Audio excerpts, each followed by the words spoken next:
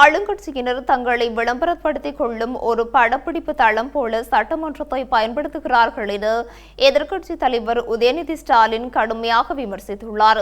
தலைமைச் செயலகத்தில் எதிர்க்கட்சித் தலைவர் உதயநிதி ஸ்டாலின் செய்தியாளர்களுக்கு வழங்கிய பேட்டியிலேயே அவர் இவ்வாறு விமர்சித்துள்ளார்.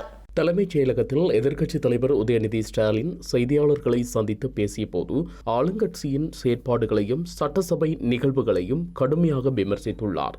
சட்டமன்ற விவாதங்கள், குறிப்பாக எதிர்க்கட்சிகள் பேசும் பகுதிகள் முழுமையாக நேரலை செய்யப்படுவதில்லை எனவும் மக்கள் பிரதிநிதிகளின் குரல் திட்டமிடப்பட்டு நசுக்கப்படுகிறது எனவும் குற்றம் சாட்டினார்.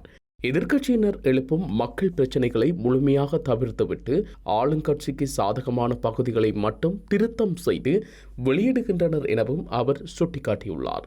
மக்கள் நலன் சார்ந்த விவாதங்களை நடத்துவதற்கு பதிலாக ஆளுங்கட்சியினர் தங்களை விளம்பரப்படுத்திக் கொள்ளும் ஒரு படப்பிடிப்பு தளம் போல சட்டமன்றத்தை பயன்படுத்துகின்றார்கள் எனவும் உதயநிதி ஸ்டாலின் கடுமையாக விமர்சித்தார்.